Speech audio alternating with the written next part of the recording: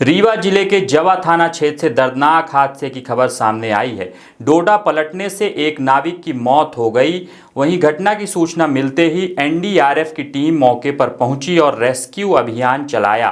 Team ने डूबे हुए नाविक की तलाश शुरू कर दी है। घंटों की मशक्कत के बाद एनडीआरएफ की टीम ने शव को नदी से बाहर निकाला और पुलिस के हवाले कर दिया। मृतक की पहचान अजीत माझी, पिता छेदीलाल माझी, उम्र 46 वर्ष, निवासी बरौली ठाकुरान, थाना जवा के रूप में हुई है।